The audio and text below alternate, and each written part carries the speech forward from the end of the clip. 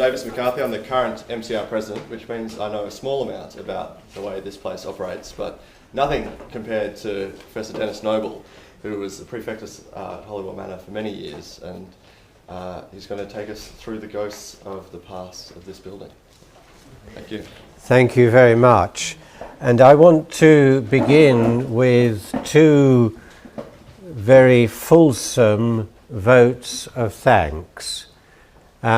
The first vote of thanks is related to the second one in a way that will become clear, because the first vote of thanks is to the team from Voices from Oxford that is filming this event in various places, and will be doing so outside in the garden later on.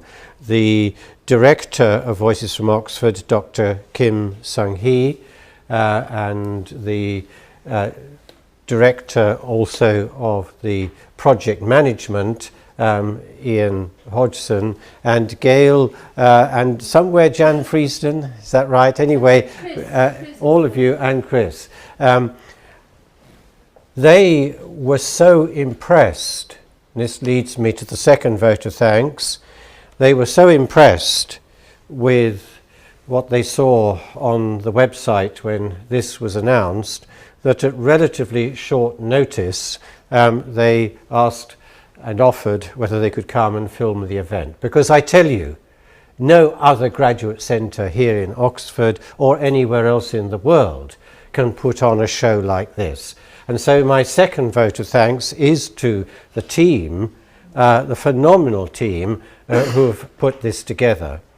And for those like me who've been associated with the Graduate Centre at Holywell Manor from its very beginning, I can tell you that the founding fathers and mothers, because there were women also involved in the foundation of this centre, even though in those days Balliol itself was not mixed, they would be extremely proud to see what you're putting on today.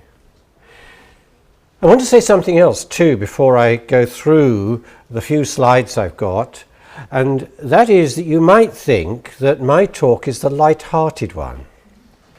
Actually, it's the serious one. Because if you ask how this has become possible, it is because, of course, these people operating the Graduate Centre today, just as it was in the early days, the students themselves running it. I can tell you more about that when we come to the Oxford Revolution, but let's leave that to one side for a moment.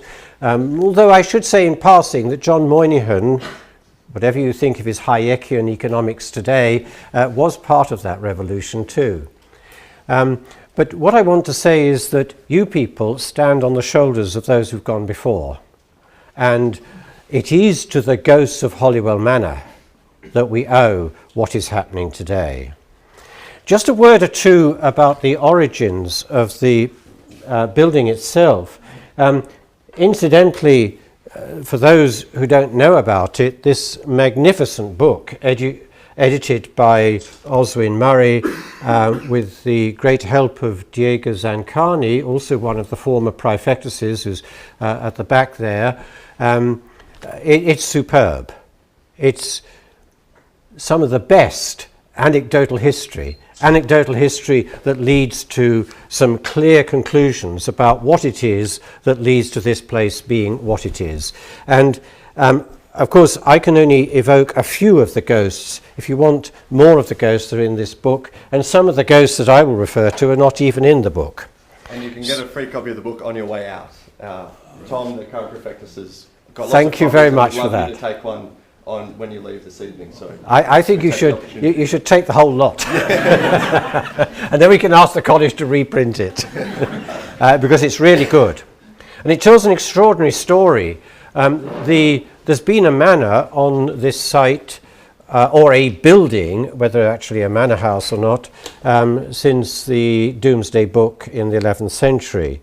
The present building, as some of you will know, the main part where the Praefectus's lodgings is dating from 1516, but it was in 1266 that Henry III granted it and other property to Merton College. And incidentally, Merton College still owns the freehold of the part of the manor where the old manor sits. Balliol owns the freehold of this 1930s construction where we are today.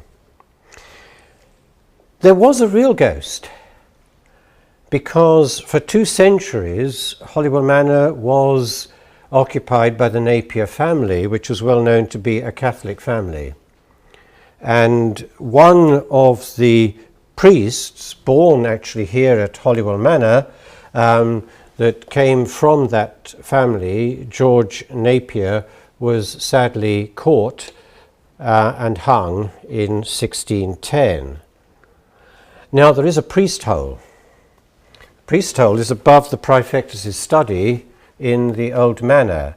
And when I first came here, I was told on fairly firm authority that that must be the priest hole where George Napier hid. There's also said to be another real ghost. Part of the brilliance of the way in which the architect that Balliol employed in the 1930s, end of the 20s, early 30s, to construct this part of the of Holywell Manor, part of his brilliance was that he used stone from the nuns' chapel, because this was in fact a convent at that time. He used part of the stone from that chapel, only one wall remains, it's in the Praefectus' garden, to reconstruct, as it were, a sort of medieval quadrangle, which is what you walk through as you walk into Holywell Manor. And it is said that when the nuns' chapel was there, there was also the ghost of a nun. So that's the background to the building and to what it was that Balliol found when Kenneth Bell, who is essentially the father of the manor, he was the fellow of the college who did most to procure Holywell Manor for Balliol. He also found he's on the top left there, he also found the brilliant architect George Kennedy, who's at the top right, to perform the brilliant conversion that we now enjoy today, where it seems that there's a kind of seamless transition from the medieval manor to the 1930s manor. And that, of course, is the brilliance of what George Kennedy did with using the stone from the old chapel to reconstruct, as it were. First of all, half of the frontage that looks medieval is actually reconstructed 1930s. Only half of it is genuine. And of course, the little quadrangle that you walk through also has a medieval feel. Kenneth Bell also found the brilliant artist. Successive Praefecti, I'm looking to Diego to see whether I'm getting this absolutely right. Anyway, Praefectuses, if you prefer the English version, have done a lot to develop the art of the manor, and we know now that it's full of art. And of course that tradition was begun when Kenneth Bell found Gilbert Spencer to be the artist of the murals, telling the story of Balliol's foundation, and he's down at the bottom on the left there. And then the first Praefectus, appointed when it opened in 1934, first as an annex of the main college, not a graduate centre in those days, was John Fulton, who went on later to become the founding Vice-Chancellor of the University of Sussex, often called Balliol by the Sea. I think, though, that gives you a clue to what has developed this place, because John Fulton also was somebody who, like the successive people who've occupied the position of Praefectus and the successive people who have, like the present committee, generated the life of the manor, academic and social, they owe that tradition of dedication to learning and to entertainment, the two together and often going together, to people like John Fulton. And when he went on, of course, to Sussex, he created one of the most successful of the new universities. And then, of course, there was for Balliol the disaster, and indeed for everybody, the disaster of the Second World War. And in fact, for the whole of the period of the Second World War, from 1939 to 1945, Holywell Manor was requisitioned to be used by St Hugh's College, then an all-women's college. St Hugh's College, except for its library, which is what you see here, was taken over to be a hospital for head wounds during the war. Balliol itself was also taken over by the military. There was combined teaching in Balliol of those students that remained and military occupation of the main college. The well, it's not a photograph, it's a painting by Henry Lamb. Shows the then principal of St Hugh's, the fearsome, by reputation anyway, Miss Guire, with members of her senior common room during the war, just a very small part of the college that remained, and indeed that was true for Balliol itself too. Fearsome, I said. When I took over as Praefectus in 1971, I was privileged to see the books that had been kept. First of all, during the war years by St Hugh's, and then by Russell Meiggs. We'll come to Russell Meiggs in just a moment. And something struck me as very odd. There were pages written in the book that referred to late fines. And some were charged 4 shillings and 6pence. This is old money, of course. Some were charged 5 shillings and 10pence, and I couldn't quite work out, what was the difference between being charged one and being charged the other. Apparently, one of the jobs in those days, following on from Miss Guire, who looked after this place with a firm hand, was to ensure that anybody who came through that door, the gate, as it were, to the manor after 10 o'clock at night was fined. And they were fined even more if they were coming through that door with a guest, and even more if, in fact, the guest stayed overnight, and even more still if they climbed over the wall that is over there from St Cross Church. And it took me some time to work out exactly what the differences were. There was, it seems, as it were, an almost seamless transition from the severity of the days of St Hugh's, severity, as it seemed, of the gate rules in Holywell Manor in its early post-war days. But that was true also of the main college, and some of the older people here will remember that gate rules also existed for the old college, and those, like John Moynihan, where is he, and Martin Kettle, where is he, and people like Christopher Hitchens and all the revolutionaries of the 60s, what were they revolting against? One of the things they were revolting against was the gate rules, and indeed, fairly quickly, the revolution succeeded. I refer to the revolution briefly, though. I don't want to dwell on it. The revolution of the 60s followed, of course, the revolutions following the Vietnam War problems in the United States, Kent State riots, and, of course, les événements à Paris in 68. And I just make one small remark here, and I'm very sorry that John is not here to hear it, because I will tell it to him afterwards. The undergraduates the revolution was mostly over in the undergraduate part of the college. The red flag and all the rest of it went out from the JCR of Balliol College to march down the high street and take over the schools. The best way, I think, to put this is that, of course, they had received inspiration from the United States, where the revolution was occurring following the Vietnam War.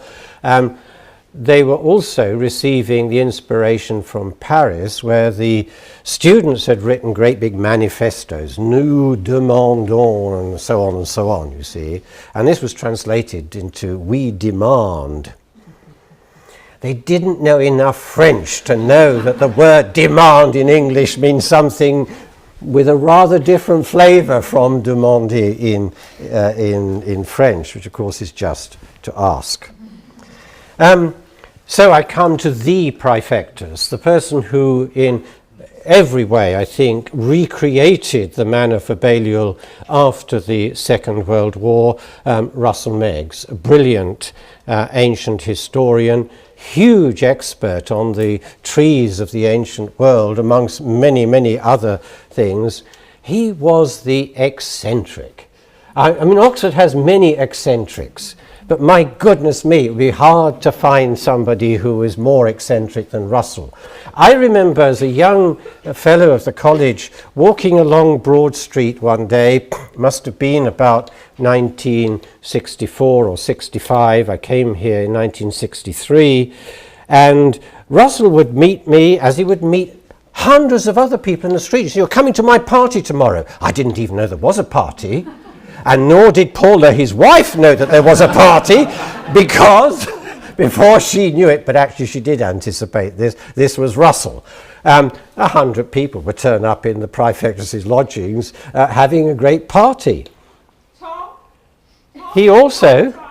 Sorry? No, sorry. You were one of them?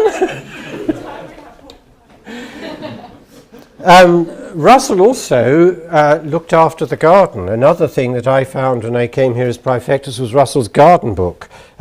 He kept it with very great care. We'll return to Russell a little bit later on. I want to jump now to the foundation of the Graduate Centre itself, which was formed as a marriage with St Anne's College. And the reason for that, of course, was that the college statutes, both of St Anne's and Balliol and all other colleges in the university at that time, required all the colleges to be single-sex. And it was a brilliant idea, I think, proposed first of all by Leslie Fox, who was the professor of computing, and supported by Robert Ogilvie, whose mother, Lady Ogilvie, was at that time the president or principal of St Anne's, very strongly supported also by the later master Christopher Hill and by Ronnie Bell, the chemist, Malcolm Green, also a chemist. They formed a committee and they came up with this brilliant idea of a marriage with St Anne's, and that's how the manor became the first mixed centre of residence for students in Oxford in 1967. I was sufficiently excited by this that I moved my tutorial room. I was at that time the tutorial fellow in medicine and physiology, from the main college to occupy, I think it's North 57, which is the room right at the end of the corridor just out here. Beautiful, peaceful room where I taught physiology for 4 years before taking over as Praefectus in 1971. And this does, in a way, link with the revolution, because the reason that I was asked to take over is that by that time the revolution had thoroughly permeated Holywell Manor. In fact, there were demands, to go back to that word, being sent to the master. You know, it is a fantastic irony that the great historian of the English Revolution should be, and a Marxist to boot, should have been the master of the college at the time of the revolution of the 60s and early 70s. It was a paradox, but also one which led, I think, to the great success with which Balliol actually adjusted to the revolutionary demands. Christopher Hill knew the mood. He knew what was, as it were, from a political point of view, motivating the revolutionaries of the late 60s and early 70s. And as I said, by the period of the late 60s, that mood had completely taken over the spirit, I think one might call it, certainly the political spirit of the graduates here in Holywell Manor. So much so that when Portugal liberated itself from Salazar and a left-wing government was put in place, the Xerox machines, as they were in those days, the machines that rolled out pamphlet after pamphlet for the generation of that left-wing government to take over from Salazar, was situated here in Holywell Manor. There was a group of Portuguese students who actually fed all of this to the revolutionaries in Portugal that eventually took over as the government. Balliol, of course, has had many prime ministers. We'll come on to those in a moment, and indeed leaders of other nations around the world. This somehow fitted very well. I was asked by Christopher Hill, in fact, to come to Holywell Manor and take over as Praefectus for, I think, a very good reason. And a reason that he did not even have to spell out. The demand, of course, from the students was to run the place themselves. My role was to come here as Praefectus and precisely let them do that. And I remember in the lodgings, which at that time were not furnished by the college, each Praefectus had to find some way or other of furnishing those enormous rooms. So my lodgings at that time were cavernous and almost unfurnished. And I remember a meeting in 1971 with the then graduate committee, almost sitting on the floor around the sitting room of the Praefectus's lodgings, and they were ready, of course, with the various demands that were going to be put. I said, you can put those away. You've won. We've won? I said, you've won. You just don't have to shout about it, you see. And then you won't disturb all those other fellows in the main college and get them to revoke it all. Anyway, that started for me what was a very exciting period indeed of helping to develop the Graduate Centre. And what we did was immediately decide that there had to be, well, bread and circuses. If bread is the intellectual side, circuses, of course, with the entertainment side, we did both. And that's when the series of Praefectus' seminars occurred, with an extraordinary succession of people who came through the doors to talk to people, just as an extraordinary group of people has come today to talk to people. Harold Macmillan, not too long after he ceased being Prime Minister. I remember very well, it was up in the Praefectus' lodgings, in the study. He was stopped in his discourse by an American graduate who waxed very eloquent, just as eloquently as John Moynihan earlier on, about the decline of Britain. But the decline in this case was, of course, referring to a political decline, not just an economic one, and dated it, I think, as being, well, it all began in about 1875, and Macmillan's reaction was, I'm not that old. Don't blame me, as it were. Harold Wilson was superbly eloquent, full of jokes. Tony Benn, the famous left-winger, very good Postmaster General. That was the greatest left-winger of his government, dismissed very quickly. Ted Heath was remarkable.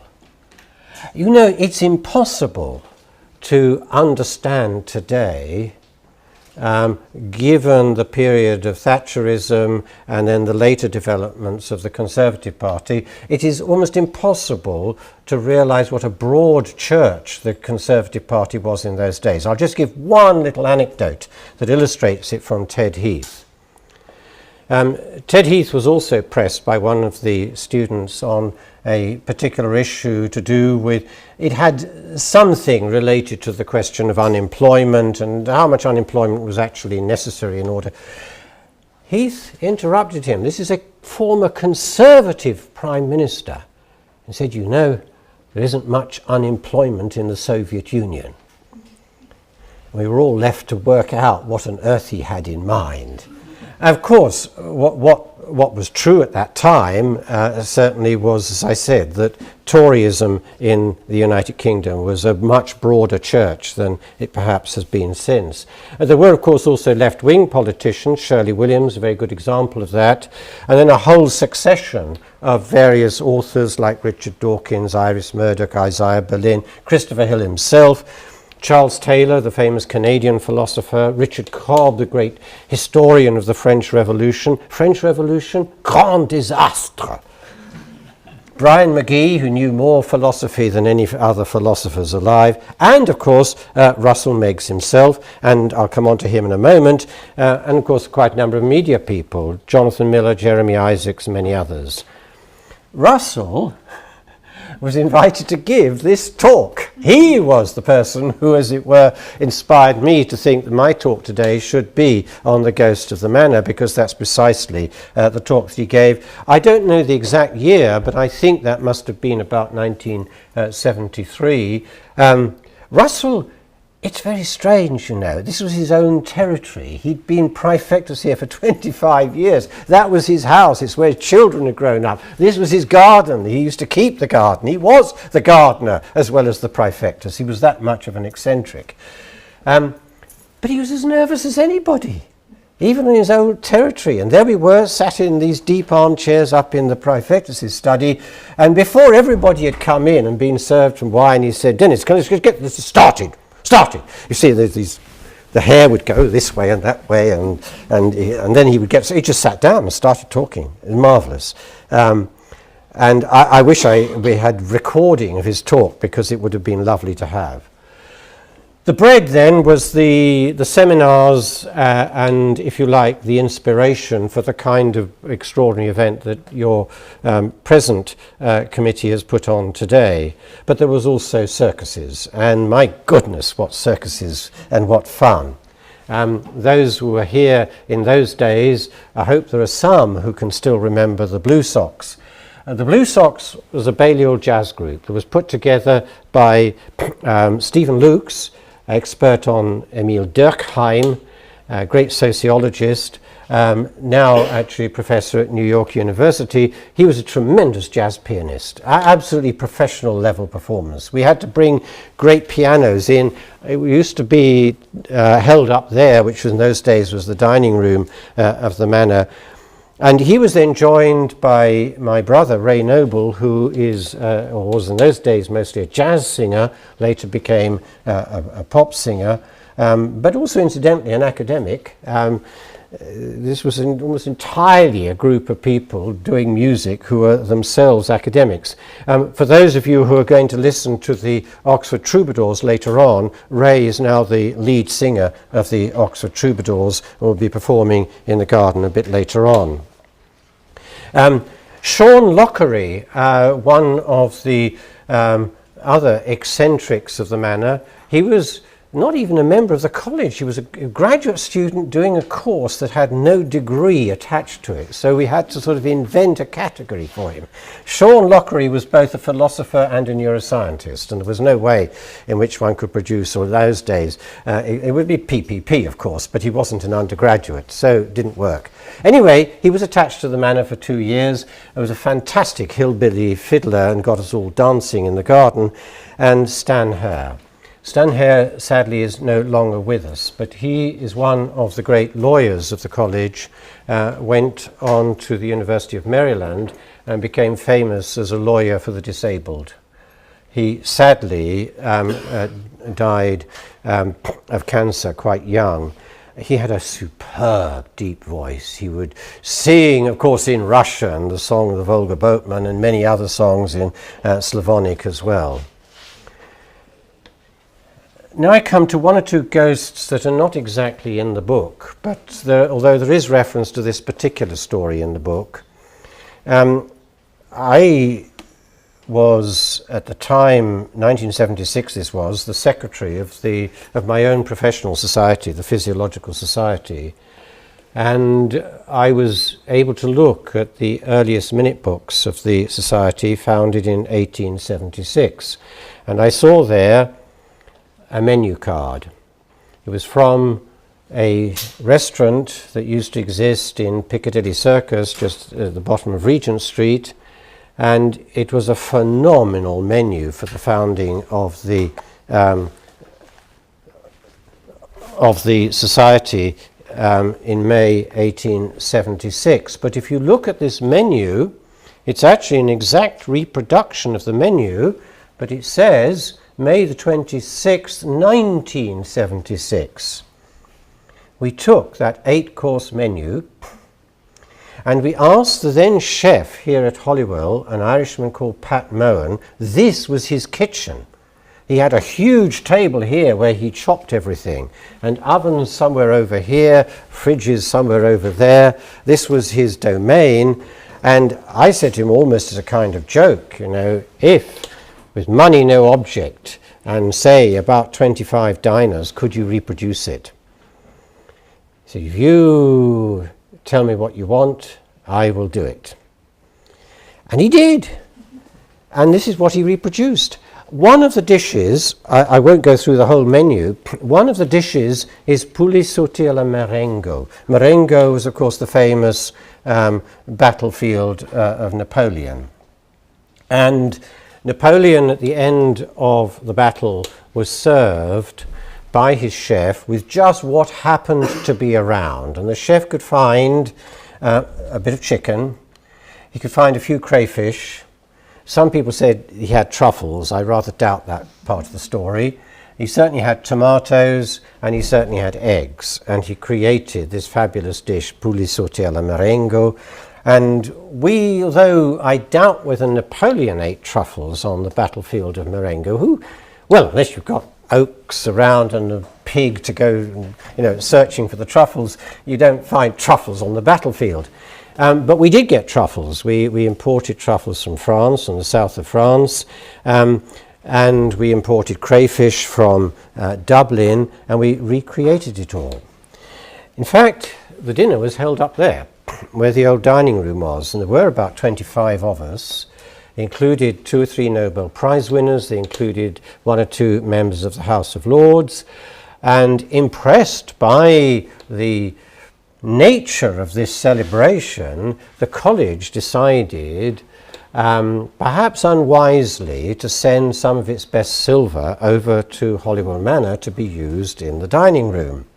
And amongst the best silver was the famous Finch collection of knives and forks. There are 12 knives, 12 forks. And we had another collection, of course, that made it possible to put on a dinner party for 25. You can't mix silver with chrome or whatever it is that things are made of. So we went on. I think we started at about 7:30. We finished dinner about 11:30, and we went on to dessert over in New College in the Founders Library at about midnight, and the dinner finished about 3 o'clock in the morning. There are many stories circulating about this dinner, most of them untrue, but one of them is absolutely true, and that is that a Finch fork went missing. I had to face the then domestic bursar, who was a former brigadier, red-faced and as angry as a brigadier can be. He went through all of my drawers. He went through every part of the manor. Dennis, where is this fork? It was utterly impossible to face Jacko, as he was called, as it were, colloquially. Some of you will remember Brigadier Jackson.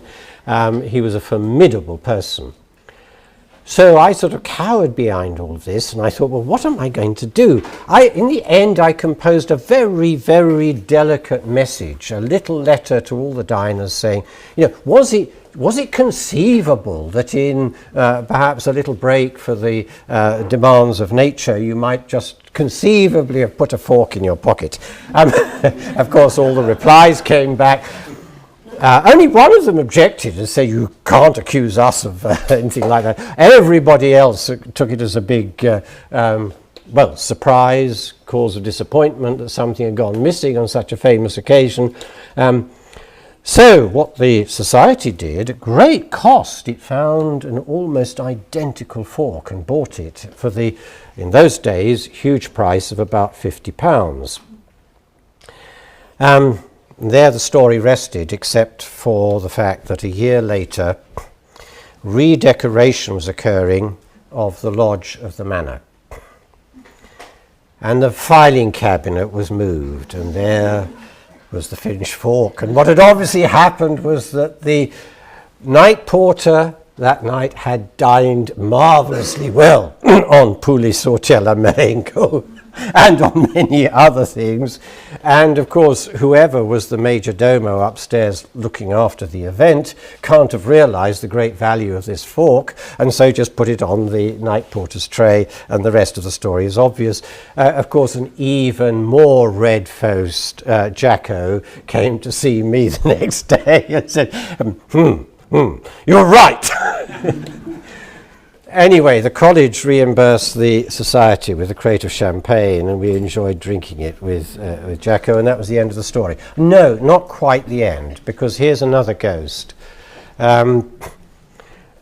Samuel Shem is actually the pen name of Stephen Bergman, who was at Balliol in 1966 as a medical graduate student. He did his DPhil here, went on to be a clinician, first at the Beth Israel Hospital in the United States and then various other hospitals, eventually becoming a psychiatrist, and then the writer of one of the best-selling novels in relation to medicine. It's called The House of God.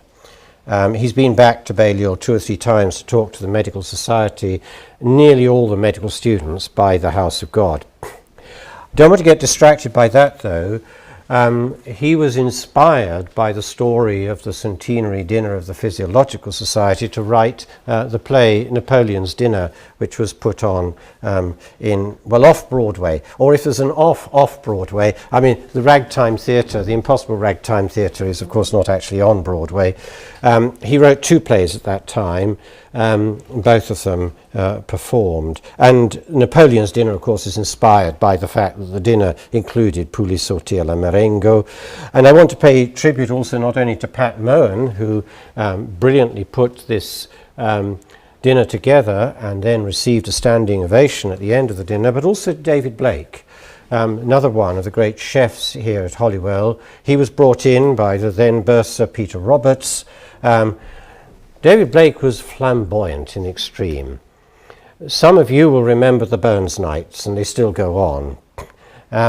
There's a false story about the Burns Nights, which is that they actually started off as Burns Nights. They didn't. They started off as a Christmas party to which I invited a very capable piper, George McRae, and eventually, of course, it was converted by all the Scottish members of the manor into a proper Burns Night.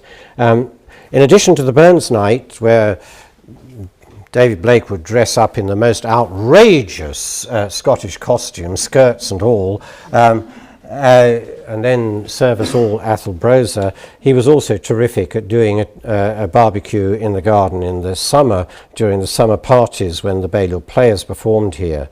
Of course, all of that has gone because, as you all well know, there's no longer a kitchen here, there's no longer a dining hall, all of that has been converted. It's typical Balliol, isn't it? You know, intellect comes before eating. Actually, not entirely true. Present chef of Balliol is absolutely superb. So we shouldn't denigrate the college's culinary art. I mentioned Richard Dawkins as one of the contributors to the Praefectus' seminars. The first debate on the selfish gene, public debate, was held here.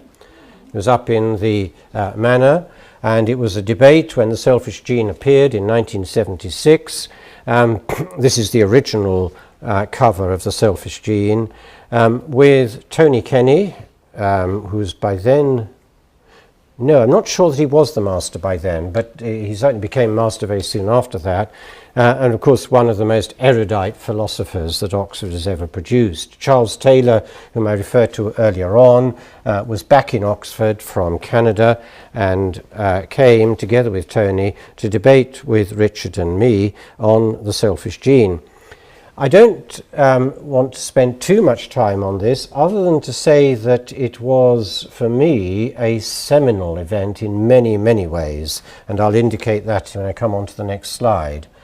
But it was also a seminal event, I think, for philosophical appraisal of the whole concept of the selfish gene and the way in which it represents evolutionary biology. Tony Kenny fielded an argument that was, I think, at the nub of the issue. And what he said was, you know, if all I know is the letters of the alphabet, there is the CGAT, the alphabet code of the DNA, I am not entitled to say that I can read Shakespeare. And it was the central dilemma of the selfish gene. Richard replied, I am not a philosopher. I am just a scientist. I am only interested in truth. And there was a French scientist at the back of the room, Carlos Ojeda, who'd worked with me. In a deep guttural voice, he said, and what is truth? The problem, of course, and I'm afraid it's been, well, some of you will know that I do not mince words over the selfish gene. I think it's been a problem all the way from the beginning that Richard has never coped with the philosophy involved in what he was saying, precisely because he doesn't think he is a philosopher. And indeed, for those who want to follow that up, there's an article in the Journal of Physiology just 2 years ago that I wrote on attempting to, as it were, unravel what I think is philosophically incorrect about the concept of the selfish gene. Let me say that I admire Richard enormously. His ability to write is superb. His ability to take on any kind of debate, and some of you will know that includes even the Archbishop of Canterbury. He has no fear of taking on whoever, as it were. But I think on this central issue of evolution, I think he's got it wrong. But I'll leave that story. It's very characteristic, of course, of Balliol, amongst its scientists, amongst its economists, amongst its philosophers, amongst its historians, that we all argue with each other until the cows come home. We never manage to agree. Just want to finish with a few remarks about the entertainment side and returning to the Blue Sox. I mentioned Stan Hare earlier on, one of the great singers. He had a superb and rich, deep bass voice, but also a great lawyer. And as I said earlier on, his great contribution to law in the United States was to be probably the foremost lawyer on law relating to disability. Stan came back in 1989 when I retired from being Praefectus. We put on a big celebration in the garden, as it were, the last occasion in which the Blue Sox performed during my period as Praefectus. Stan came back from the United States to sing here. And I've always been deeply moved by that, and deeply moved, of course, by many others, like many today, of course, who've come back to Holywell Manor for this festival, whose heart is with it and who feel motivated even to come from the other side of the world. And I know that there are other people who've come also from the other side of the world today. That's what the manor evokes. Stan on that occasion sang not only in Russian but also in Church Slavonic. So did Maggie Holland, a terrific pop singer, accompanying herself at the farewell concert. But actually, I also performed myself, but I'm going to do that later on when we come to the troubadours, so I won't dwell on that. I want to just return for a moment to the more serious ghosts. And I've dealt with the, as it were, left-wing revolution. Of course, the right-wing revolution was the Thatcherite revolution. Some of you will know that I was deeply involved in opposing the Thatcher period policies on education and science. Incidentally, you might think that somebody who is, as it were, left-wing enough to do that might be in thorough disagreement with John Moynihan earlier on, giving you Hayekian philosophy. But notice at the end of it, he said, It's infrastructure, education and intellectual property that you need to be investing in. Actually, on the essentials of what was going on, people like John Moynihan and I wouldn't disagree. And what happened in the 1970s, the 1980s, it started in 1986, was the launch of an organisation to argue the case for Britain investing precisely in the kind of infrastructure, intellectual property and novelty of innovation that John was talking about. The Save British Science campaign was launched here in Oxford. Most of the early meetings occurred up in the Praefectus' study. I was, of course, initially persona non grata in 10 Downing Street and in the great majority of the then government. But you know, it's interesting, and again I think it's something that is characteristic of English political and social life, that even when there is severe disagreement, people find ways to talk to each other. I actually went through the doors of 10 Downing Street very frequently. I got to know the then personal science and industry advisor to Margaret Thatcher, George Guy's, extremely well. In fact, influenced even some of her speeches through stories that I was able to give to George Guy's. And it also included interacting over a number of years, both in public debate, on media, television, radio, and in the newspapers, with the person that Margaret Thatcher appointed to be Minister of Higher Education and Science, Robert Jackson, a local MP, incidentally. This comes from the farewell party. Robert Jackson came to my party. A leading exponent of Thatcherite philosophy in relation to education and science actually came to the 1989 party. I don't know what we were talking about here. I'm obviously making some point. It's quite clear too that my Korean colleague, Professor Jung is doubtful, but I'm not sure whether he's doubtful about my point or Robert Jackson's reaction to it.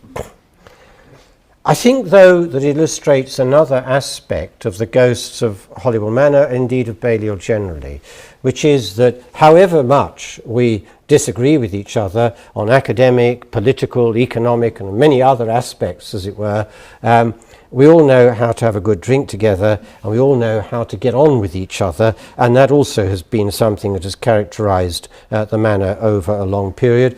And indeed, the day of the funeral of Lady Thatcher, I was asked to produce this article for Nature, which went online the same day of the funeral. We're still trying to save British science, but not only just British science.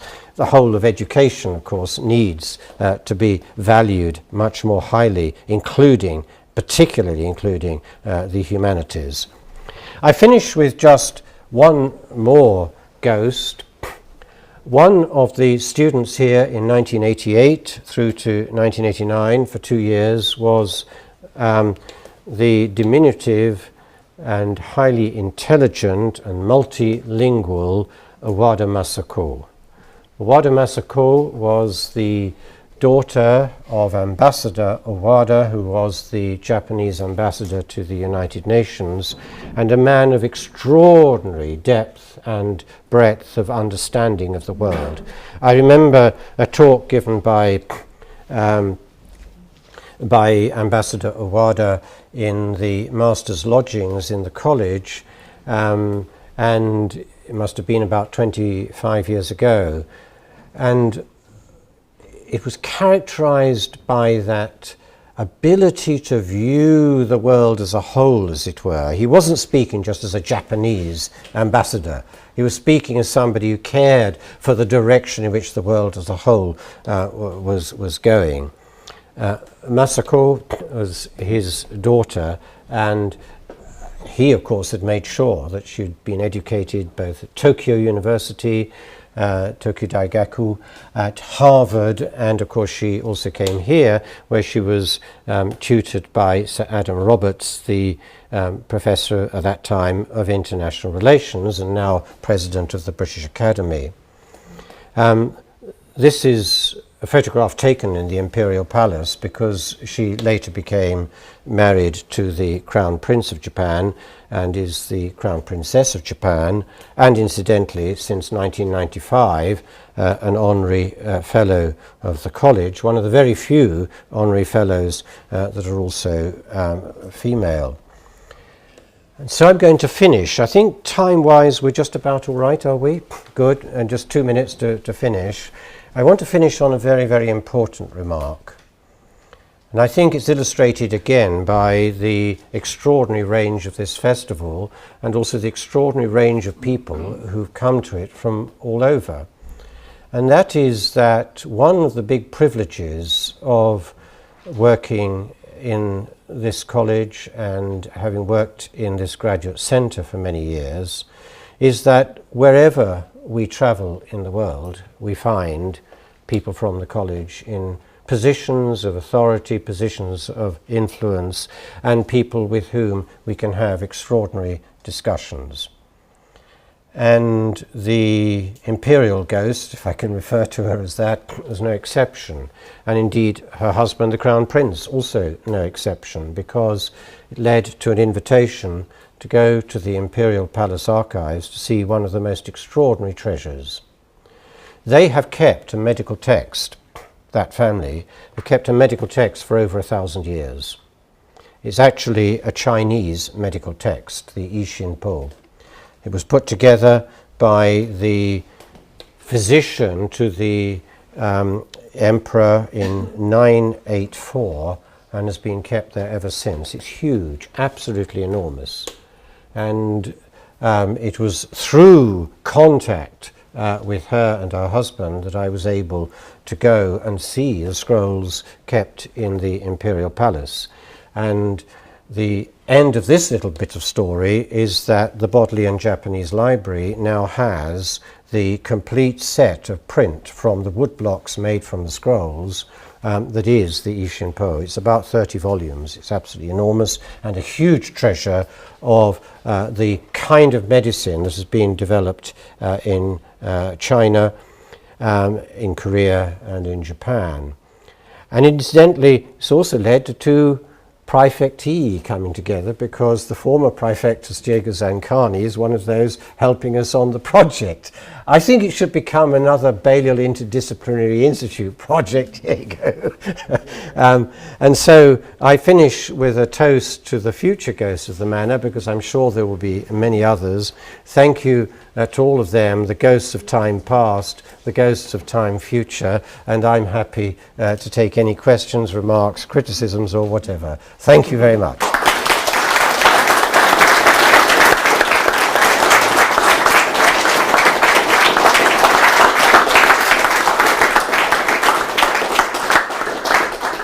Thank you, Denis, for stirring the memories of older members, residents of the manor, and for putting this place into context for those of us who have only arrived more recently. Do we have any questions for Denis? Or ghosts that I've missed out. I need to come and hear because my hearing isn't very good. Yes.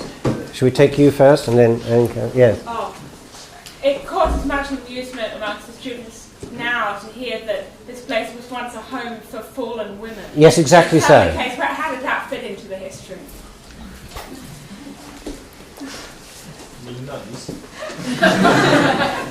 Do I need to explain the ghosts of fallen women? Yes. Absolutely true.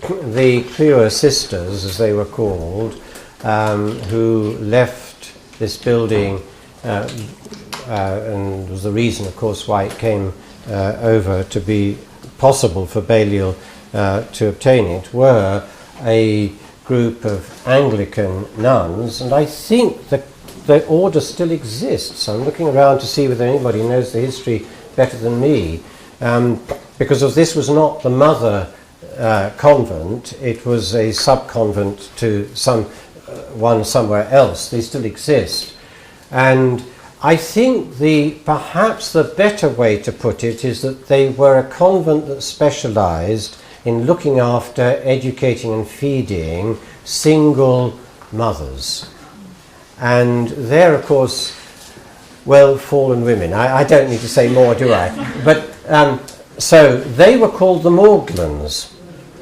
So there were the nuns and there were the Magdalens, and they were called the Magdalens. And they all, when they quit Holywell Manor, they all moved off somewhere else. I don't know exactly where they moved to, but that's all I can tell you, I'm afraid. But you're quite right, this was a house for fallen women. Yes? I don't know about if you can tell us any more about sightings of real ghosts. I remember when I was a student in the manor, Hilda Walker claimed to see one of the, possibly the nuns, walking along here, I think, when she was preparing the dinner. She worked in the... Have there been any more recent sightings since the late 80s? Has the supernatural activity gone quiet in the manor? Goodness, if I get on to the question of apparitions... I am, of course, a physiologist, so you can understand my reluctance to go too far in the direction of asking myself the question of what really lies behind the apparitions. No, I think you need somebody with a completely different expertise to me. Perhaps one of those rather rare priests now of the Church of England who perform exorcisms. They must know what they're trying to exorcise, mustn't they? No, I'm afraid I can't clarify more than I've given you on that. Yes. When we talk to potential donors about the advantages of Oxford colleges, one of the things we say is that High Table is a great place for interdisciplinarity to be born. Like the Oxford Me famously created a discussion over lunch as a project. Do you think, can you remember or do you know of any big discoveries or projects that were started within the manor through just discussion between people of different disciplines? Yes, well, of course, I've already referred to one of them, the founding post-Salazar government of Portugal. Now, I'm sure there have been many that I wouldn't even know about, in a sense, because, after all, it's impossible for anybody, even for somebody occupying those beautiful lodgings, to know everything that is going on here. I don't know, Diego, do you have any contribution on grand discoveries that were made as a consequence of discussions at Holywell Manor? Grand discoveries are made by small ones. I mean, that's my attitude, and discussions go on, and they are very fruitful, because I've learned a lot myself, and I know that lots of people who have been here, over the years have felt the same. Because one of the characteristics is exactly getting together people from various disciplines, but with a common interest in education, in improvement, in personal achievement, and so on. And it seems to me that, therefore, we could probably, try and find out exactly what the original ideas, as it were, that started here, whether philosophical or scientific, and so on. But it would be very difficult, I think, to quantify. I'm pretty sure, that they started, because I've actually seen it. What they led to, I don't know. And sometimes they were also, sort of incited by some imbibing, which obviously helps. Somebody right at the back. I can shout. I'm fascinated by this idea of the post-revolution giving control back to the students that happened when you first came in. Were there any kind of teething problems or any points? Oh yes, there were teething problems. We might have to actually take back control. If you want me to be completely indiscreet, I can tell you about the teething problems, yes. No, actually, and I have some sympathy with the people I'm going to talk about now, because the main problem was actually with the domestic staff. Now, in a way, one could blame the college for this situation, although Christopher Hill had, I think, an understanding with me as the incoming Praefectus that what I was going to do was essentially concede the major demand, which is to run the centre themselves as students. Nobody had thought to explain this to the domestic staff. Now, you imagine a situation in which one day they are supposed to be checking who does or does not go through that gate late. Who does, and the fines were still being exacted. Who does or does not have a guest in overnight? And suddenly they were told, you don't have to do this anymore. It was incomprehensible. I had a meeting with the then housekeeper, the head housekeeper, as it were, who came to me more or less in tears, and she said, you know, this is how we run Holywell Manor, and you come and you turn it all upside down. It was utterly incomprehensible. Now, it took a year or two for that particular problem to, as it were, slowly disappear, and for people to recognise that their role was rather different. But you've got to remember also that these were the days. I remember first coming to Balliol. I was a resident fellow for 2 years in the main college, and the scout would come in the morning with coffee, knock on the door, you know, "Clement weather today, sir," and draw the curtains for you, and then walk out again. This was a world utterly different from the world we occupy today. And suddenly to say to these people, you know, you have been, well, we weren't really saying this, but it looked as though we were saying, you know, the world that you've been helping to keep in existence is no longer going to exist. And so you've got to reinvent yourselves to be doing something different. In other words, looking after the domestic side of the manor. So that was one of the difficulties. The other difficulty, of course, was that because Christopher, like a clever Marxist master of the college dealing with a revolution, I come back to that paradox and irony again, he had not fully taken into his confidence the rest of the governing body, the rest of the fellowship. And that also was for a few years quite a difficult transition period. I had, though, one very extraordinary and almost unexpected supporter. The then Dean of the college was also the chaplain, Francis McCarthy Willis Bund. Very deeply conservative man.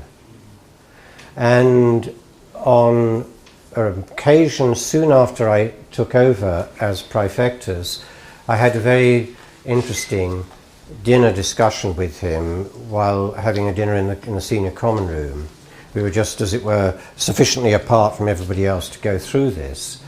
And I was sort of tentatively trying him out because clearly his authority as dean had suddenly, as it were, got a border, because he was no longer dean here, though he was in name, if you see what I mean. But his writ, in terms of keeping gate laws and all the rest of it, didn't extend here. And I thought he'd be, in some ways, problematic about that. In fact, he was extraordinarily supportive. He knew exactly what we were trying to do. And in fact, on one of the most difficult problems that I had, which was a student who'd become quadriplegic as a consequence of a fall, he was absolutely superb at helping me through the ethical and moral and other difficulties that there were relating to how we kept that student going here at Holywell Manor. So those are the difficulties that I recall. But otherwise, of course, the graduate students here took the idea that they should run the place much to their hearts, as they have ever since. So from that point of view, no difficulty at all.